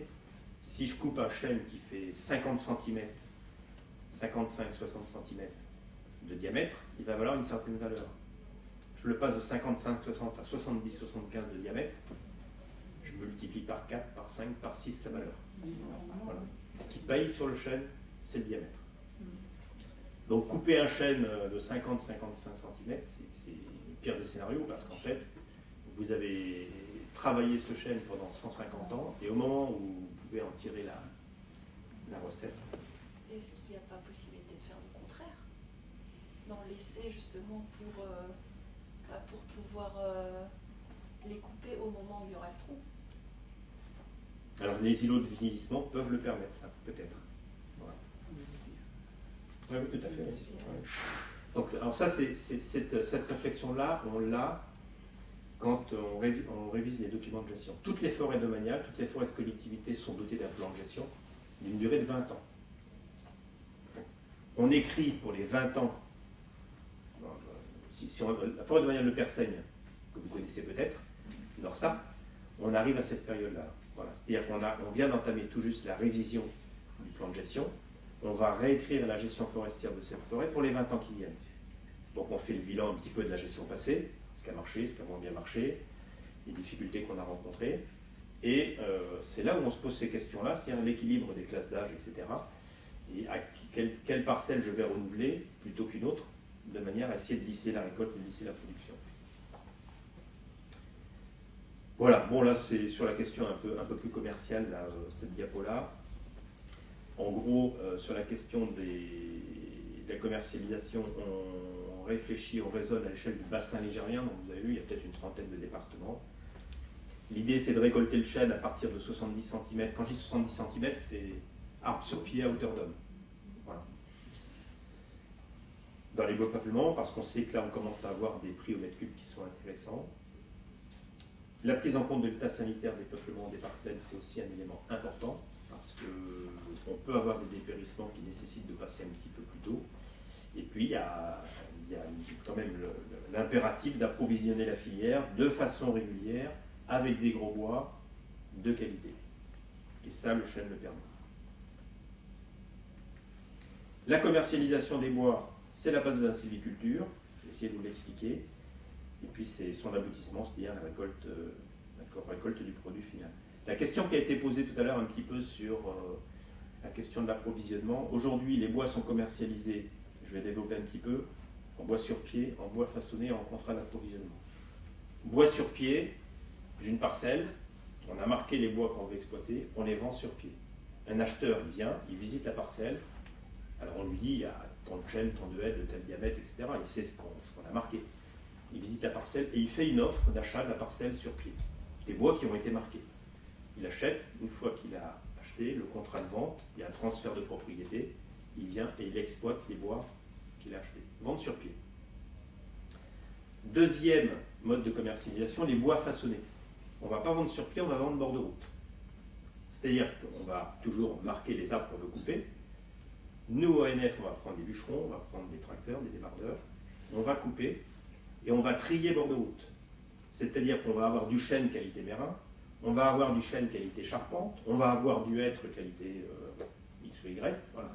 C'est-à-dire qu'on va sortir les bois, on va trier par essence et on va trier par qualité. Les acheteurs vont venir sur ces dépôts de bois et ils vont acheter un lot, 2 lots, 3 lots en fonction de la qualité d'essence qu'ils vont vouloir. Vous avez certainement vu en forêt comme ça des alignements de bois, c'est ce qu'on appelle le bois façonné. Voilà. Et le troisième type de vente qu'on développe de plus en plus, c'est les contrats d'approvisionnement. Parce qu'on parlait tout à l'heure d'import-export. On a eu une période qui commence à être ancienne où beaucoup de bois partaient à l'export. Nos bois français partaient à l'export. Ils partaient dans les pays étrangers, Où ça? en Allemagne, maintenant en Chine. Ils étaient transformés et ils nous revenaient en produits finis. On perdait toute la valeur ajoutée. L'interprofession a râlé, ce qui est tout à fait légitime. Voilà. Mais c'était comme ça que ça se commercialisait. Aujourd'hui, ça s'est terminé. On passe des contrats d'approvisionnement.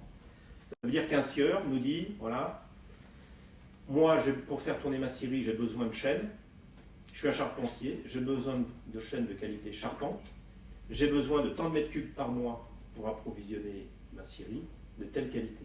On passe un contrat avec lui, on lui assure une livraison usine de tant de camions par mois ou par trimestre, etc., de la qualité qu'il veut, en contrepartie de quoi il s'engage sur le paiement à un prix convenu. C'est ce qu'on appelle du contrat d'approvisionnement. En contractualisant de cette façon-là, il n'y a plus d'export. Ce que je vous dis là, c'est vrai pour les forêts domaniales. En forêt privée, un propriétaire privé peut faire ce qu'il veut de ses bois.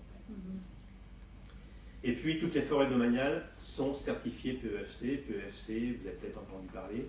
Mais si vous allez dans les magasins de bricolage, vous voyez parfois le petit tampon PEFC. C'est la certification européenne qui certifie que le bois que vous achetez dans le commerce est issu d'une forêt gérée durablement.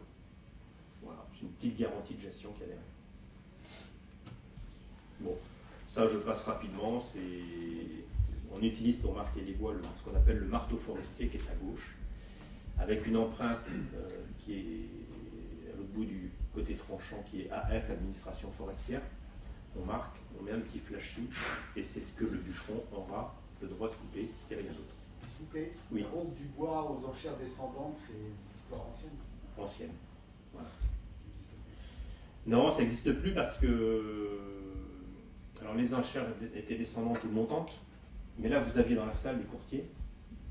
À partir du moment où vous aviez une carte d'exploitant professionnel, vous pouviez acheter. Voilà.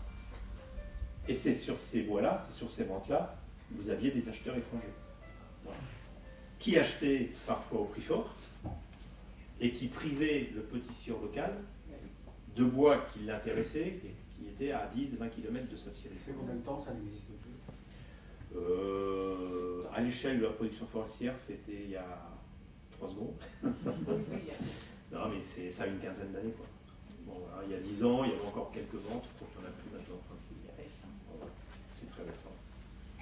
Mais ce changement radical de mode de commercialisation, il a été mis en place pour contrer l'export de nos bois français et privilégier l'industrie de la scierie française. C'est plutôt intelligent. Alors, je ne vous dis pas, il y a de la négo derrière, hein, parce que bon, c'est du commerce. Bon, voilà. Et bien, écoutez, j'en ai terminé. Il y en a sur le chêne ou pas? Pardon? Vous avez parlé du problème sanitaire avec l'orme, oui. Et vous avez aussi parlé un peu du problème sanitaire. Est-ce qu'il y en a est-ce qu'il y a des menaces potentielles? Toutes les espèces ont leurs problèmes sanitaires, comme nous. Voilà. Le chêne a ces là. Alors en fait, il faut savoir qu'il y a un département qu'on appelle le département santé des forêts. Alors quand on dit un département, c'est pas géographique, hein, c'est une structure, le DSF, département santé des forêts, qui est financé par l'État, qui est constitué de correspondants observateurs sur toutes ces questions-là. Sur la Sarthe, on a un collègue sur Bercé qui est correspondant observateur DSF. Son travail une partie de l'année, c'est de surveiller ce qui se passe. Voilà. On dit, tiens, ici on a du dépérissement. Pourquoi? Comment? On fait des prélèvements, on enlève la boue. On envoie la boue. Ça peut être un champignon, ça peut être un insecte, etc. C'est un petit peu c'est un observatoire de l'état sanitaire des forêts françaises. Globalement, alors vous avez peut-être entendu ça, les 2 dernières années, les gros dépérissements qu'il y a eu sur Épicéa dans l'est de la France. Voilà. Il y a des forêts qui ont été royalement décimées par un insecte qui est gros comme une dent de fourchette. Voilà. Donc ça c'est organisé, c'est suivi. Le chêne, vous avez des petites chenilles qui attaquent le chêne. Là on a des attaques en ce moment. Vous êtes en forêt, tout seul, pas de bruit, vous écoutez et vous entendez. Les chenilles sont à 20 mètres de haut et vous entendez. Voilà. Et d'un coup, pof, vous entendez comme s'il pleuvait. Et en fait c'est un rameau, une chenille, etc. On a une défoliation. Alors ça ne va pas avoir d'incidence immédiate, c'est-à-dire de mortalité du chêne. Il va y avoir forcément une perte de croissance et puis un affaiblissement. Le chêne, les arbres, c'est un petit peu comme nous, si vous voulez. Vous attaquez la saison à l'automne, si vous êtes dans une fatigue générale, vous allez être plus fragile. Vous allez commencer par un rhume, puis après le rhume, vous allez enchaîner sur autre chose, etc. L'arbre, c'est pareil. Il meurt rarement d'un facteur, mais par contre, si on le soumet à des aléas, à des problèmes sanitaires de façon régulière, à un moment donné, il commence à caler quoi. Voilà. Donc voilà pour la petite présentation.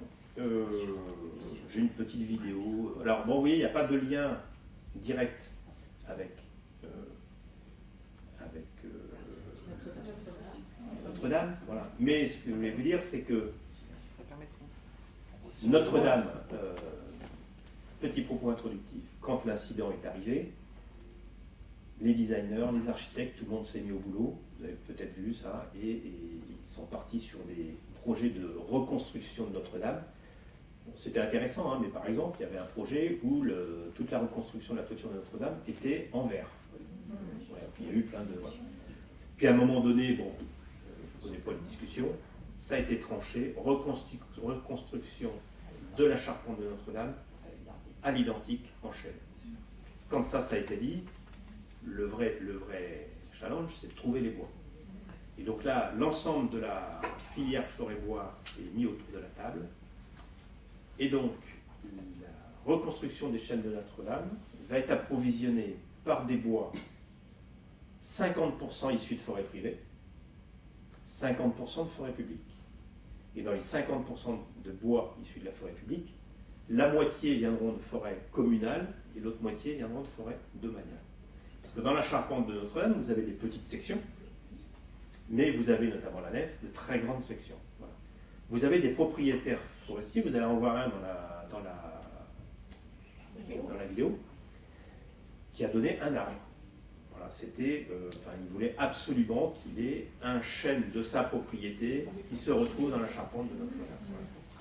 Pour les très grandes pièces qu'on a livrées, vous ne pouvez pas trouver ça en forêt privée. Voilà. Les forêts domaniales comme Troncé dans l'Allier, Bellem dans l'Orne, Bercé en Sarthe, elles ont été parcourues, etc. Il n'y a que Bercé qui avait les bois pour reconstruire les grandes pièces de la flèche de Notre-Dame. C'est ce que vous allez voir en image. Donc ça c'est fait comme ça. Ce que vous ne verrez pas en image, c'est qu'on a reçu les architectes en forêt. Les bois, vous allez voir, ils ont été expertisés. Alors quand vous avez des bois qui font 45 mètres de haut, on voit ce qu'on voit, voilà, mais on ne voit pas ce qu'il y a là-haut. Avant de les couper, il fallait quand même aussi s'assurer que la qualité y était. Donc c'est des bois qui ont été visionnés au drone. Sur chaque arbre, il y a eu une multitude de photos. Le drone a tourné autour des troncs avec des photos, etc. Ce qui a permis de remodéliser l'arbre en 3 dimensions sur écran. Et les architectes ont simulé les pièces sciées dans cette pièce qui était en 3D. Voilà un petit peu comment ça s'est fait. Au départ, il fallait 6 chênes. On en a mis 8. Finalement, on en a renvoyé 2 parce qu'au sciage, ça ne convenait pas complètement. Bref, le reportage, là, il est tourné sur les 8 chênes qu'on avait présélectionnés et qui sont destinés à la flèche de Notre-Dame. Voilà un petit peu en résumé comment ça s'est passé. Sur les 8 que vous avez donné, combien reste-t-il de chênes de même gabarit? Est-ce qu'on sait? Ah, mais alors, vous avez raison de poser la question. La parcelle sur laquelle les bois ont été coupés, elle fait 15 hectares. Vous avez aurait à peu près 70 chênes par hectare. Donc il en reste encore. Et c'est une parcelle qui fait 15 hectares, et la forêt de Bercé fait un peu plus de 3000 hectares. Ouh. Donc en fait, Il en reste quoi. ça c'est... Donc il n'y a pas d'inquiétude là-dessus. Ce qu'on a envoyé, de toute façon, ils allaient être coupés parce qu'ils étaient au stade de la régénération naturelle. Ils seraient partis en mérin, et là, ils sont partis sur une utilisation qui est autre. Donc vous aurez des chênes sartois dans la charpente de notre forêt. Et pas de chênes qui viennent d'autres forêts françaises. Si, tout à fait, oui. Quand je dis 50% des chênes ont été fournis par des propriétaires privés, 50% par la forêt publique, territoire national, hein. Il y a des chênes qui ont été pris dans les Pyrénées. Mais les plus grandes pièces, vous dites que ça vient que de Bercé. Que de Bercé. Il y en a 8. Ouais. Est-ce qu'elles vont être à l'image des marquages de charpentier qui permettent de repérer quel charpentier a fait quoi? Oui. Est-ce que Bercé sera indiqué quelque part? Oui. On espère qu'on va Oui. là. En fait, toutes les pièces de charpente sont numérotées, sont identifiées et avec une traçabilité. Et donc on sait déjà, enfin oui, on sait quelles pièces vont Oui. former ces bois dans la flèche. Oui. Vous verrez, enfin je ne sais pas si on le voit sur le film, mais quand les bois sont coupés, on met une plaquette numérotée. Ce qui fait que la parcelle le chêne qui part de la parcelle qui arrive en série, après il y a une traçabilité des produits. Et donc la réponse est oui. Ma deuxième question, est-ce que, parce qu'aujourd'hui la charpente avec du bois vert ne se fait plus, est-ce que c'est des bois verts qui ont été sélectionnés parce qu'il n'y avait pas de bois sec de même section? On n'avait pas de bois sec disponible de cette section-là. Voilà. Donc là, les bois ils sont mis en séchage 2 ans. Ah, d'accord. Ils ont été envoyés en série 2021. Il est prévu qu'ils soient travaillés à partir de fin 2023. Sachant qu'il y a déjà eu un premier siège dessus. Alors attendez, j'essaie de rechercher. Voilà, 6 minutes 30, c'est assez court. Vous verrez pas, vous verrez pas la partie abattage, mais vous verrez plutôt la partie exploitation et arrivée en série.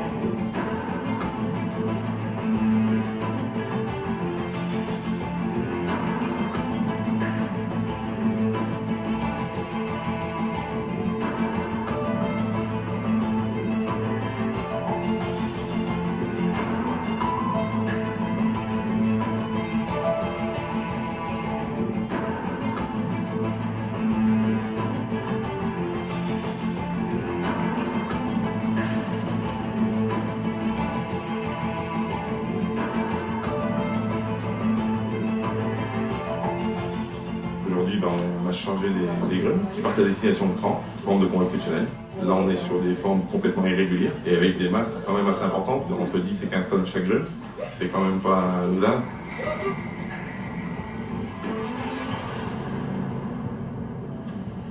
On est mobilisé depuis le mois de janvier. Là, on arrive à l'aboutissement 6 mois après. Il y a beaucoup d'intervenants qui sont présents, des bûcherons, des barbeurs, des grutiers, des grumiers, puis de l'ONF. C'est quand même une opération qui est bien menée et bien réussie.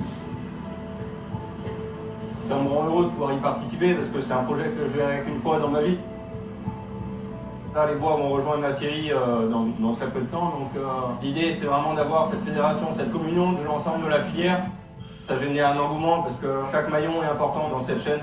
C'est une certaine fierté, une certaine émotion. Ouais. Là, c'est chaud, quand tu refais. Ah ouais.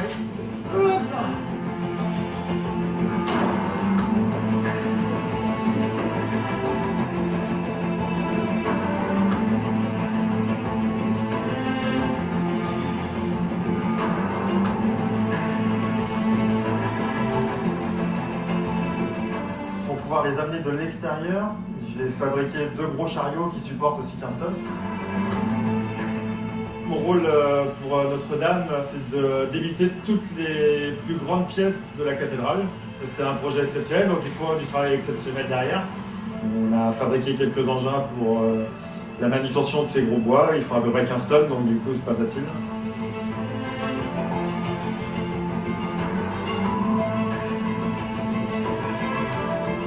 C'est la seule scierie en France capable de traiter des pièces de 22 mètres dans le cahier des charges qui lui a été fourni.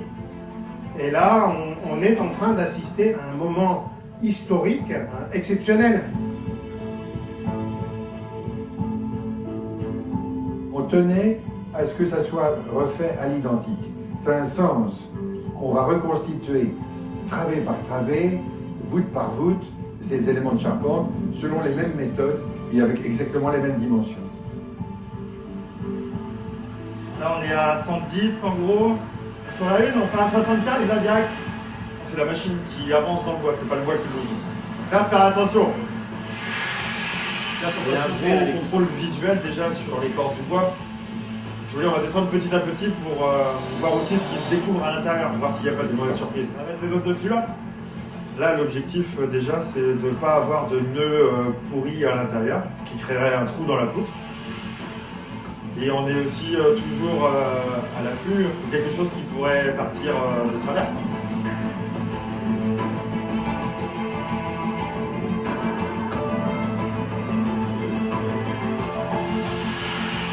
Il faut qu'on sorte un plateau de 36 cm d'épaisseur.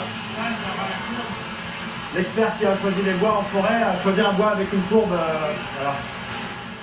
Ça fait longtemps qu'on n'a pas reconstruit des transepts et des flèches en France. Bon, c'est une fidélité à l'histoire de la cathédrale.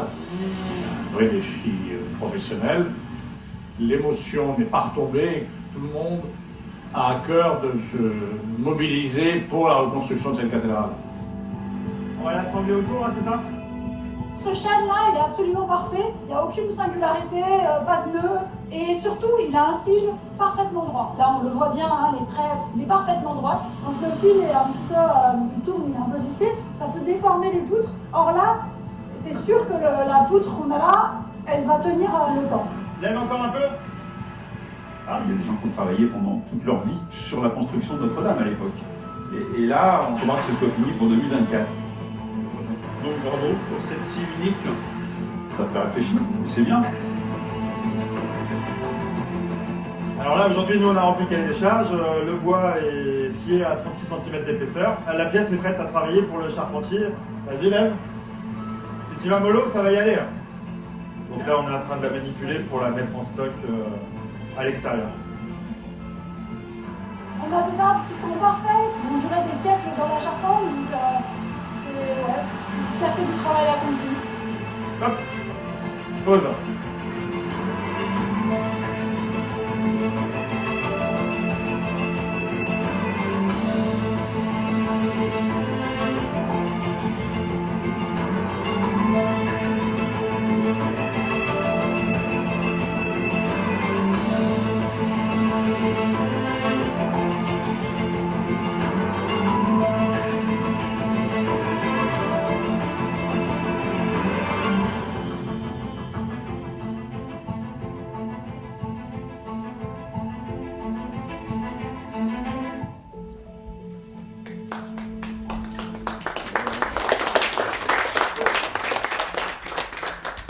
C'est du local, c'est bien. Mais bon, c'est ce qu'on se disait quand on est allé sur place. Là, c'est 14 générations de forestiers, là, les chênes qui sont partis, là, 250 ans. Alors en fait, quand on produit 14 générations de forestiers, n'ont pas fait de la sylviculture du chêne pour Notre-Dame, vous le pensez bien. Mais bon, on s'aperçoit quand même que, parce que quand on est forestier, gestionnaire forestier, derrière il y a toujours la question de la commercialisation des bois. Bon. Un agriculteur, il fait un choix de culture une année, il commercialise dans l'année.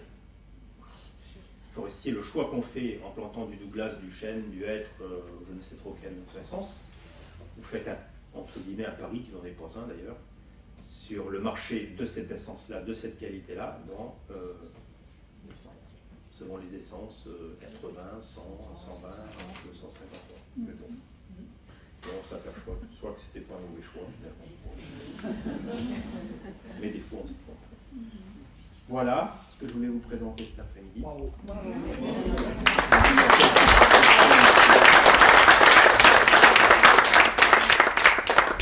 Mais il y a quelques beaux monuments sur le Mans, quelques belles charpentes.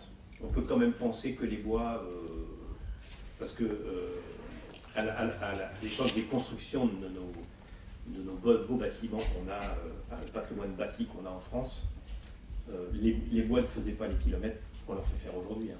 Donc je pense que tout ce qui a été construit sur le Mans, je ne suis pas un spécialiste de l'architecture du Mans, mais ça a été, ça vient des forêts toutes proches. Hein.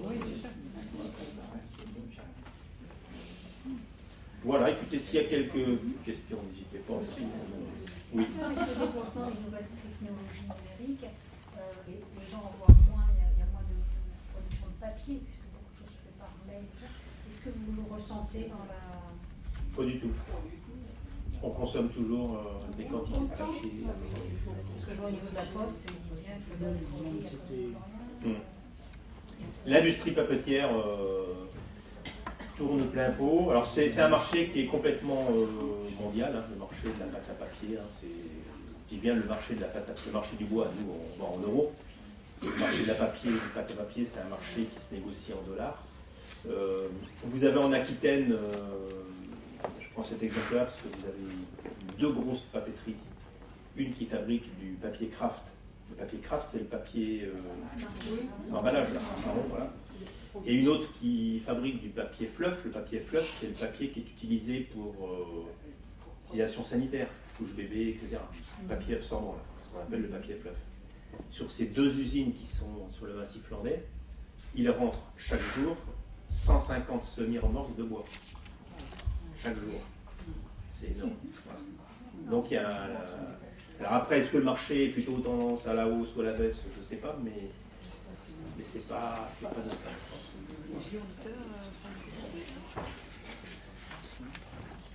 Oui. Est-ce que vous nous avez parlé tout à l'heure de la graphiose qui a attaqué les orbes il y a déjà pas mal d'années? Oui. Est-ce qu'on a réussi à en venir à bout de cette maladie? Est-ce qu'on replante actuellement des ormes dans nos forêts françaises ou pas?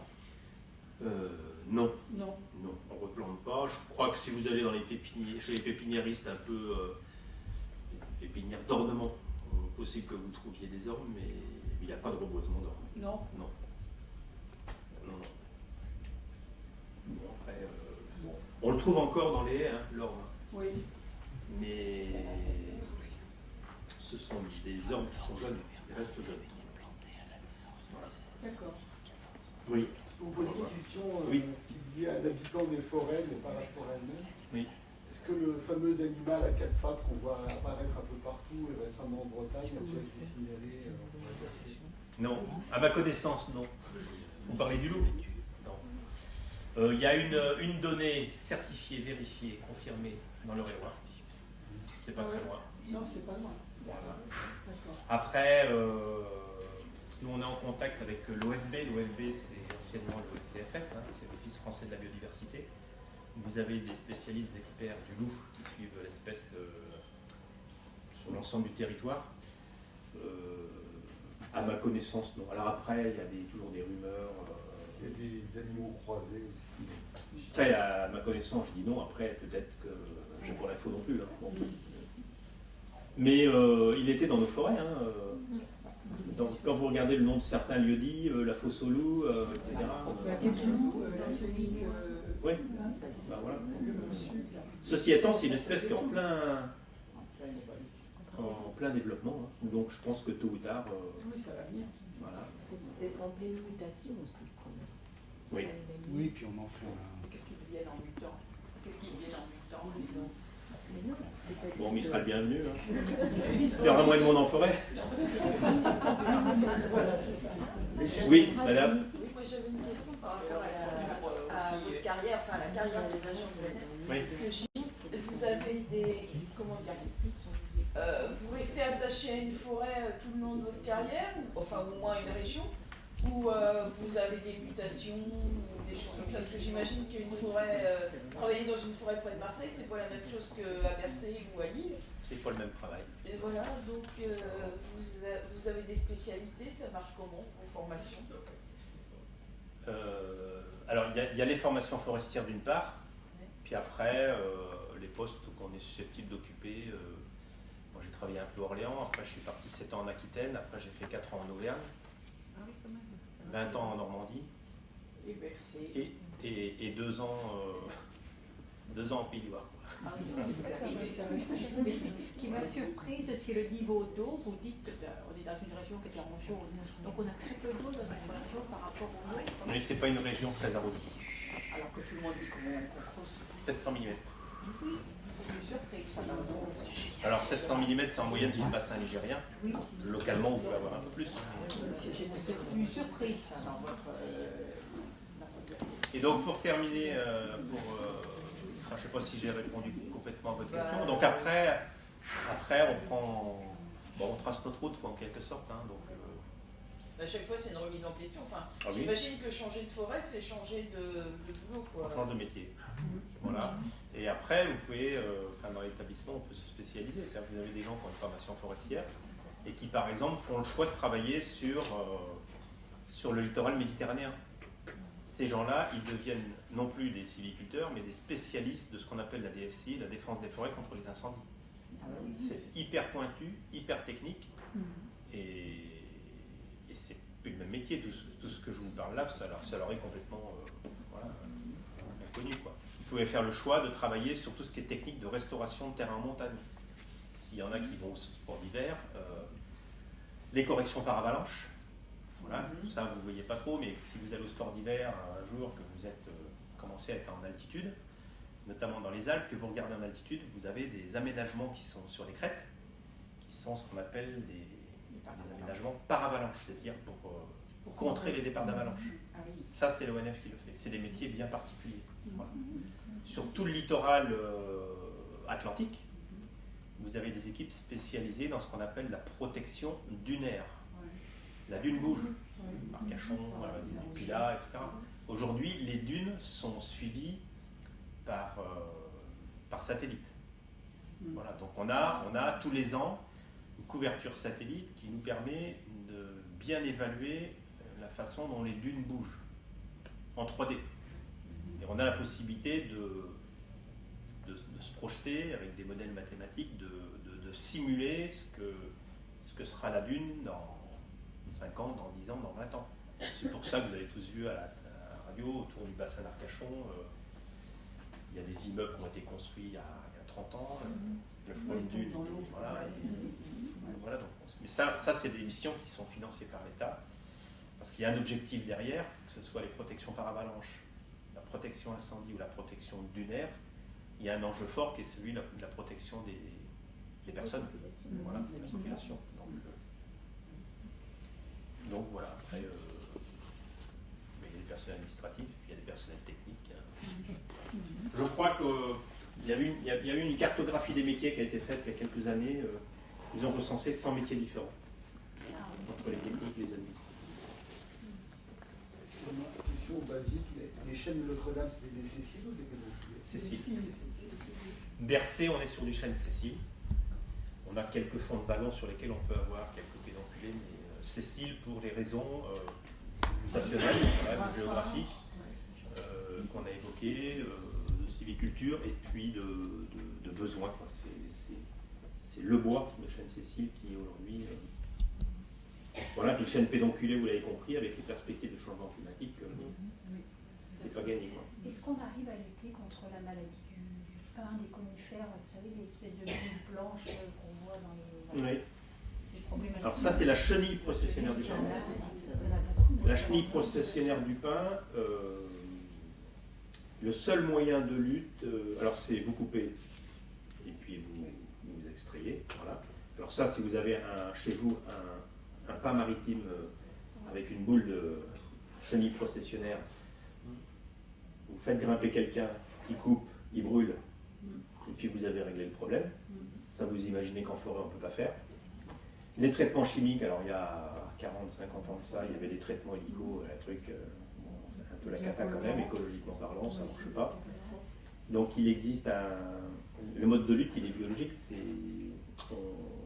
par la diffusion d'un Bacillus thuringiensis. Donc c'est de la lutte biologique qui vient tuer la chenille, voilà. Mais on va dire que ça réduit le phénomène. Voilà. Et donc cette chenille processionnaire, le problème, bon, c'est un phénomène d'affaiblissement du porc, bien sûr, c'est surtout un problème sanitaire pour l'homme. Parce que la chenille est couverte de poils urticants, très urticants et très volatiles.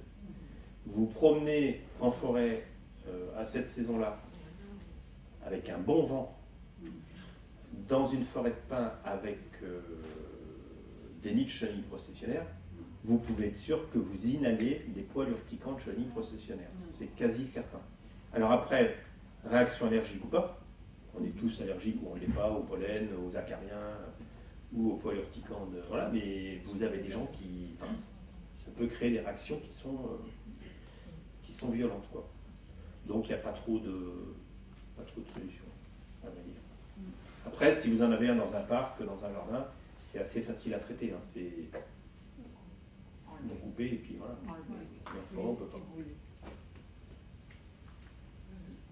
Oui, monsieur, vous nous avez parlé des glands qui sont prélevés, installés pour créer des petits chênes, etc. Ouais. L'endroit où ils sont collectés, ces petits glands, il y a un endroit précis, il y a plusieurs endroits, ça se passe où? Dans les peuplements classés. Ah oui, d'accord. C'est-à-dire que nous, on a identifié des parcelles sur lesquelles on a des chênes, génétiquement, on qualifie d'excellents. Voilà, donc ceux-là, vous les laissez pousser. Donc ces chênes-là, on les a sur pied. L'an dernier, on n'a pas eu de glandé. 2021, on a eu un gros coup de gel. Il faut savoir qu'il y a un chêne fleuri. Alors ce dont on ne se rend pas bien compte. Non, parce qu'il n'a pas une fleur. C'est pas très visible. Il n'a pas une fleur d'orchidée, quoi. Donc, et puis la fleur, elle est à 40 mètres. Oui, c'est ça. Mais le chêne fleuri, avec une fleur mâle et une fleur femelle. Voilà. Il y a pollinisation, il y a fécondation, il y a production d'un fruit qu'on appelle le gland. Voilà. Mais au moment de la floraison, s'il y a un gros coup de gel, c'est ce qui s'est passé en 2021, pas de gland. L'an dernier, on n'a pas récolté. Cette année, on va voir. Ça, généralement, on commence à regarder à la jumelle au mois d'août si on a vraiment du gland qui est en train de se former. Si on est sur une année à gland, à un moment donné, quand les glands commencent à tomber au sol, on déclenche la récolte. Voilà. Donc là, c'est des équipes de ramasseurs, etc. Voilà. Oui, d'accord. On pourrait dire que c'est des glandeurs, mais ils y vont pour bosser quand même. Voilà, et donc on récolte, on met ça dans des sacs fermés, certifiés, et puis ça part à la sécherie de l'ajout très précisément. La sécherie de l'ajout, je ne sais plus si c'est dans le Doubs ou dans le Jura, mais on a une grosse sécherie là-bas qui ensuite traite, ça veut dire qu'on fait un premier traitement par flottage, on les met dans l'eau, parce que les glands qui sont pourris à l'intérieur, ils flottent, les autres ils coulent. Donc c'est tout bête, hein. On met tout le monde dans l'eau, tous ceux qui flottent, poubelle, tous ceux qui coulent, on les prend et on commence à les faire sécher. Et ensuite on les traite contre les parasites et on les met en chambre froide. On les met en dormance, on bloque. Voilà, et puis ensuite ça part en pépinière pour qu'il y a des commandes pour des productions de plomb. Ils sont en pépinière généralement 3 ans. Au bout de 3 ans, vous avez un chêne qui fait entre 20 et 30-35 cm. Et plantation. Sur les peuplements classés, c'est-à-dire sur les peuplements sur lesquels on considère qu'il y a un matériel génétique conservé et de qualité. C'est ça. On a fini. Voilà. En tout cas, je vous remercie de votre attention. C'est très riche, vu le nombre de questions. On va devoir s'arrêter. Merci beaucoup. Avec plaisir. Voilà.